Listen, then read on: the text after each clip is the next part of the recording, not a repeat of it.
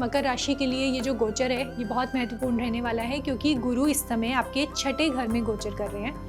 ये घर शत्रु, शारीरिक कष्ट और रोजमर्रा की जो समस्याएं होती हैं उनसे जुड़ा होता है।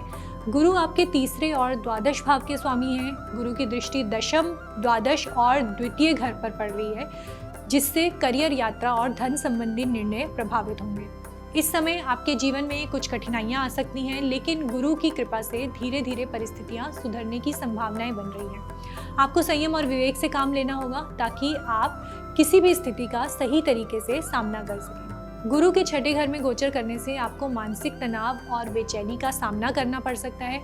आपकी मानसिक स्थिति थोड़ी विचलित रहेगी और आप अपने आसपास की छोटी मोटी समस्याओं को लेकर परेशान हो सकते हैं। हालांकि जैसे जैसे समय बीतेगा आप इन समस्याओं का समाधान पा लेंगे।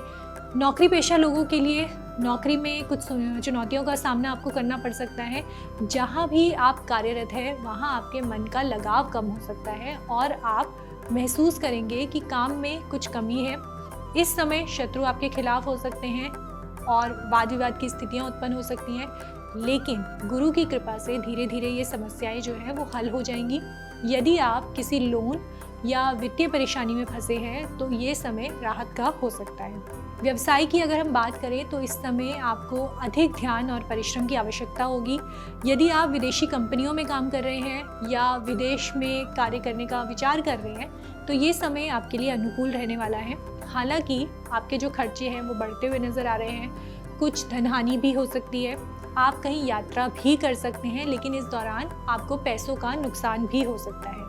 इस समय आपको अपने विवेक और ज्ञान का सही इस्तेमाल करना होगा। प्रेम जीवन में उतार चढ़ाव हो सकते हैं। आपको अपनी भावनाओं को नियंत्रित करना होगा, क्योंकि इस समय आपके अंदर हिंसा और गुस्से की प्रवृत्ति बढ़ सकती है।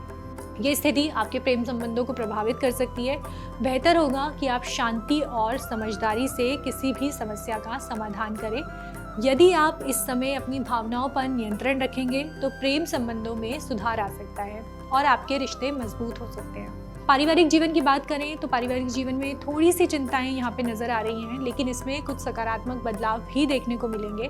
घर में सुख शांति और संपत्ति का लाभ हो सकता है। कुछ शुभ कार्य भी होते हुए दिखाई दे रहे हैं। हालांकि आपके परिवार के कुछ सदस्य अपनी समस्याओं से जूझ रहे होंगे, इसलिए आपको उनका समर्थन करना होगा। इस समय आपको आपकी सेविंग्स पर दबाव पड़ सकता है और आपको अपनी बचत में से कुछ पैसा जो है वो खर्च करना पड़ सकता है। परिवार में एकजुटता बनाए रखना बहुत ज़्यादा ज़रूरी रहेगा।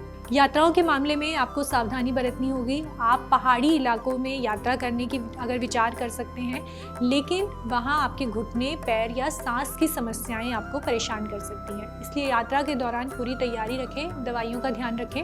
ये समय शारीरिक कष्ट से बचने के लिए सावधानी बरतने का है। स्वास्थ्य के मामले में इस समय आपको थोड़ी सतर्कता रखने की ज़रूरत है। शारीरिक स्थिति में हल्की फुल्की परेशानियां आ सकती हैं, खासकर घुटनों और पैरों में।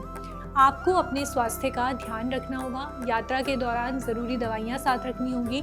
इसके अलावा मानसिक तनाव बढ़ सकता है, इसलिए तनाव कम करने के लिए मेडिटेशन पर ध्यान ज़रूर दें। आर्थिक स्थिति की अगर बात करें तो ये समय उतार चढ़ाव वाला हो सकता है। आपके खर्चों में वृद्धि हो सकती है और कुछ धन का नुकसान भी हो सकता है। यदि आपने कहीं निवेश किया है तो नुकसान की संभावनाएं बनती हैं। हालांकि यदि आप विवेक से काम लेते हैं तो अपने खर्चों को नियंत्रित भी कर सकते हैं, तो स्थितियां धीरे धीरे इससे सुधरने लगेंगी। किसी बड़े व्यक्ति से सलाह लेकर आप अपनी आर्थिक स्थिति को सुधार सकते हैं और उधारी से बाहर निकलने का रास्ता बना सकते हैं। अगर आप ज्योतिष से जुड़ी अधिक जानकारी प्राप्त करना चाहते हैं तो डाउनलोड करें माई ज्योतिष ऐप। एस्ट्रोलॉजी से जुड़ी लेटेस्ट जानकारी के लिए फॉलो करें माई ज्योतिष का फेसबुक और इंस्टाग्राम पेज।